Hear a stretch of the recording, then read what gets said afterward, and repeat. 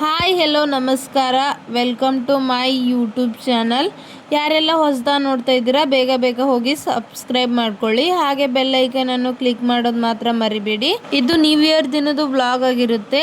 New year ಆಗಿರೋದ್ರಿಂದ ಮನೆ ಮುಂದೆ ರಂಗೋಲಿ ಎಲ್ಲ ಹಾಕಿ ಮನೆಯಲ್ಲಿ ಪೂಜೆ ಎಲ್ಲ ಮುಗಿಸ್ಕೊಂಡು ಹಾಗೆ ಒಂದು ಸ್ವಲ್ಪ ದೇವ್ರಿಗೆ ಮತ್ತೆ ನಮ್ಮ ಅತ್ತೆಮ್ಮಂಗೆ ಕೈ ಮುಕ್ಕೊಂಡು ಹೊರಗಡೆ ಹೋಗೋದಿತ್ತು ಅಂತ ಹಾಗೆ ರೆಡಿಯಾಗಿ ಹಾಗೆ ನಾನು ವಿಡಿಯೋಗೆ ಒಂದು ಪೋಸ್ ಕೊಡ್ತಾ ಇದ್ದೆ.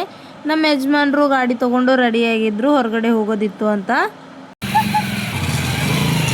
ಬಾಯ್. ಹಾಗೆ ನಮ್ಮ ನಾದ್ನಿಯವ್ರ ಮನೆಗೆ ಹೋಗಿ ಅವ್ರನ್ನೂ ಕರ್ಕೊಂಡು ನಾವು ಹೊರಟ್ವಿ. ಇವತ್ತು ನ್ಯೂ ಇಯರ್ ಆಗಿರೋದ್ರಿಂದ ಹೊರಗಡೆ ಹೋಗಬೇಕು ಅಂತ ಮೂವಿ ನೋಡೋದಕ್ಕೆ 2 ಫ್ಯಾಮಿಲಿ ಹೊರಟ್ವಿ. ಮಾಲ್ಗೆ ತಲುಪೋಷ್ಟ್ರಲ್ಲಿ ನನ್ನ ಮಗಳು ಮಲ್ಕೊಂಡಿದ್ಲು. ಹಾಗೆ ಮಾಲ್ ಒಳಗಡೆ ಹೋಗಿ ಒಂದು ಸ್ವಲ್ಪ ಫೋಟೋ ಎಲ್ಲ ತೆಕ್ಕೊಂಡು ಇನ್ನೂ ಟೈಮ್ ಇತ್ತು ಅಂತ ಹಾಗೆ ಮಾಲಲ್ಲೆಲ್ಲ ಸುತ್ತಾಡಿದ್ವಿ. ಮಕ್ಕಳನ್ನ ಕರ್ಕೊಂಡು ಮೂವಿಗೆ ನೋಡೋಕೆ ಹೋದ್ರೆ ಯಾವ ರೀತಿ ಆಗುತ್ತೆ ಅಂತ ನಾನು ಹೇಳಲ್ಲ, ನೀವೇ ನೋಡ್ಕೊಂಡು ಬನ್ನಿ. అది కొంబంత పిక్చర్ ఉండదు. అది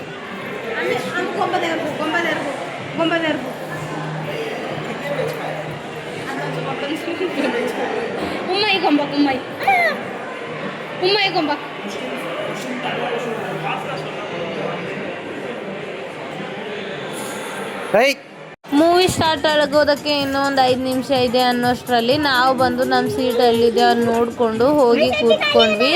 ಒಂದು ಸ್ವಲ್ಪ ಹೊತ್ತು ಕೂತ್ಕೊಂಡು ಹಾಗೆ ಇರುತ್ತಲ್ವ ನಮ್ದು ವಿಡಿಯೋಸು ಫೋಟೋಸು ಎಲ್ಲ ತೆಗೆದುಕೊಂಡು ಇನ್ನೇನು ಮೂವಿ ಸ್ಟಾರ್ಟ್ ಆಗುತ್ತಲ್ಲ ಅಂತ ಕೂತ್ಕೊಂಡ್ವಿ. ಮೂವಿ ಸ್ಟಾರ್ಟ್ ಆಯಿತು.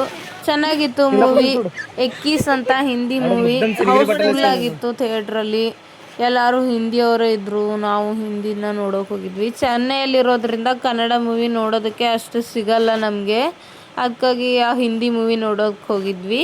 ಮೂವಿ ಮುಗೀತು ಅಂತ ಹೊರಗಡೆ ಹೋಗಿ ಲಿಫ್ಟಲ್ಲಿ ಹೋಗಿ ನಿಂತ್ಕೊಂಡು ಪಾರ್ಕಿಂಗ್ ಜಾಗದಲ್ಲಿ ಹೋಗಿ ಬೈಕ್ ತೊಗೊಂಡು ಮನೆ ಕಡೆ ಹೊರಟ್ವಿ. ಮನೆ ಕಡೆ ಬರ್ತಿದ್ದಂಗೆ ಒಂದು ಸ್ವಲ್ಪ 7:30 ಆಗಿತ್ತು.